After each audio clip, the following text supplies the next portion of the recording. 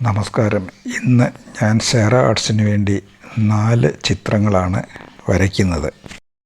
ചിത്രത്തിൻ്റെ ക്വാളിറ്റിയേക്കാൾ ഉപരി സാമൂഹികമായിട്ടുള്ള ചില സത്യങ്ങളാണ് ഞാൻ ഈ ചിത്രത്തിലൂടെ വരച്ചു കാട്ടുന്നത്. ഈ ആധുനികമായിട്ടുള്ള കാലഘട്ടത്തിൽ നമ്മൾ അഭിമുഖീകരിക്കുന്ന ചില സത്യങ്ങൾ ഞാനിവിടെ കുറിക്കുന്നു. ചിത്രത്തിൻ്റെ ക്വാളിറ്റിയേക്കാൾ ഉപരി സാമൂഹികമായിട്ടുള്ള ഒരു തിരിച്ചറിവ് ഞാൻ ഈ ചിത്രത്തിലൂടെ എല്ലാവർക്കും നൽകുകയാണ്. ഇന്നത്തെ ഈ ആധുനികമായിട്ടുള്ള കാലഘട്ടത്തിൽ ആർക്കും ഒന്നിനും സമയമില്ല. മനുഷ്യൻ്റെ സമയം മുഴുവനും കൂടുതലും അപഹരിച്ചെടുക്കുന്നത് ഇന്നത്തെ ടെലിവിഷനും മൊബൈലുമാണ്. പുരുഷന്മാരുടെ കാര്യത്തേക്കാൾ കഷ്ടമാണ് ഇന്ന് സ്ത്രീകൾക്കുള്ള അവസ്ഥ. സ്ത്രീകൾ ഈ വിഷയത്തിലേക്ക് കൂടുതൽ ആകർഷിക്കപ്പെടുമ്പോൾ അത് സാമൂഹ്യമായിട്ടുള്ള ഒരു വലിയ വിപത്തിന് തന്നെ ഇടയാക്കുന്നു. പഴയ കാലത്ത് സ്ത്രീകൾക്ക് വേണ്ടുവോളം സമയമുണ്ടായിരുന്നു. ജോലിയുള്ള സ്ത്രീകളും ജോലിയില്ലാത്ത സ്ത്രീകളും. ജോലിയുള്ള സ്ത്രീകൾ ജോലി കഴിഞ്ഞ് വന്നാലുടൻ ആഹാരം പാകം ചെയ്യുന്നതിന് വേണ്ടി അവരവരുടെ സമയം കണ്ടെത്തുമായിരുന്നു. ജോലിയില്ലാത്തവർ കുട്ടികളെ വളർത്താനും ആഹാരങ്ങൾ പാകം ചെയ്യാനുമായിട്ട് അവർ വേണ്ടുവോളം സമയം ഉപയോഗിച്ചിരുന്നു. ആയതുകൊണ്ട് ആ കാലഘട്ടത്തിൽ നല്ല ആഹാര സാധനങ്ങൾ വളരെ ഹെൽത്തിയായിട്ട് തന്നെ പാചകം ചെയ്യാനായിട്ട് അന്നത്തെ സ്ത്രീകൾക്ക് കഴിഞ്ഞിരുന്നു. ഞാൻ ആദ്യത്തെ ചിത്രത്തിൽ വരച്ചിരിക്കുന്നത് കിടന്നുകൊണ്ട് മൊബൈൽ കാണുന്ന ഒരു യുവതിയാണ് വരച്ചിരിക്കുന്നത്. സ്ത്രീകൾ മാത്രമല്ല, പുരുഷന്മാരും ഇതിൽ നിന്നും ഒട്ടും വേറിട്ട് നിൽക്കുന്നില്ല. എന്നാൽ സ്ത്രീകൾ ഈ രീതിയിൽ പ്രവർത്തിക്കുമ്പോൾ അത് സാമൂഹ്യമായിട്ടുള്ള ഒരു വലിയ വിപത്തിലേക്ക് തന്നെ നയിക്കുന്നു. ടെലിവിഷൻ്റെയും മൊബൈലിൻ്റെയും മുൻപിൽ കൂടുതൽ സമയം ചെലവഴിക്കുന്നത് കൊണ്ട് തക്ക സമയത്ത് ആഹാരം പാകം ചെയ്യാനായിട്ട് അവർക്ക് സാധിക്കാതെ വരുന്നു. അങ്ങനെയുള്ള ഈ സന്ദർഭങ്ങളിൽ കുടുംബത്തിലുള്ള എല്ലാവർക്കും ആഹാരം പാകം ചെയ്യുന്നത് ഒരു പ്രയാസമുള്ള പണിയായിട്ട് മാറുന്നു.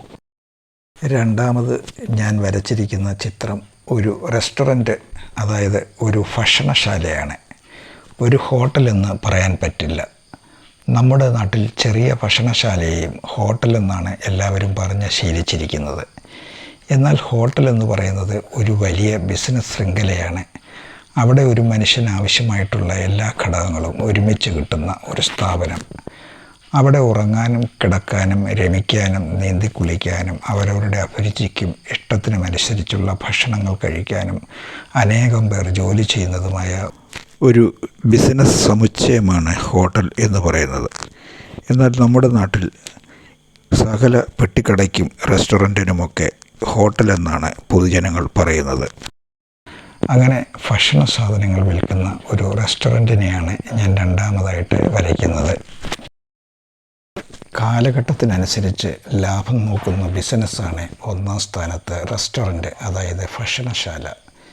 വീട്ടിൽ ഭക്ഷണമുണ്ടാക്കി കഴിക്കാനായിട്ട് ആർക്കും സമയമില്ല.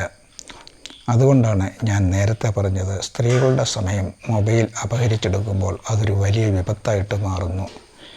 ഈ ബിസിനസ് തന്ത്രം മനസ്സിലാക്കിയിട്ടാണ് ഹോട്ടൽ ബിസിനസ്, റെസ്റ്റോറൻറ്റ്, ഭക്ഷണശാലകളുടെ പ്രവർത്തനമൊക്കെ കേരളത്തിൽ ഒരു വലിയ ലാഭം നേടിത്തരുന്ന ബിസിനസ്സായിട്ട് മാറിയിരിക്കുന്നു.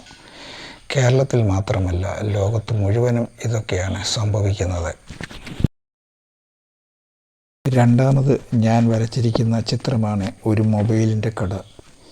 ഈ ബിസിനസ്സുകൾ എല്ലാം പരസ്പരം ബന്ധപ്പെട്ട് കിടക്കുന്നതാണ്. മനുഷ്യൻ്റെ മാറി വന്നിട്ടുള്ള ജീവിത സാഹചര്യങ്ങൾക്കനുസരിച്ചാണ് ഇന്ന് മൊബൈലിൻ്റെ കട നമ്മുടെ നാട്ടിൽ, പ്രത്യേകിച്ച് നമ്മുടെ രാജ്യത്തെ ലാഭം കൊയ്യുന്ന ഒരു ബിസിനസ്സായിട്ട് മാറിയിരിക്കുന്നത്. എത്ര വില കൂടിയാലും ഒരു വിലപേശലില്ലാതെ പൊതുജനം അത് മേടിക്കാൻ തയ്യാറാകുന്നു.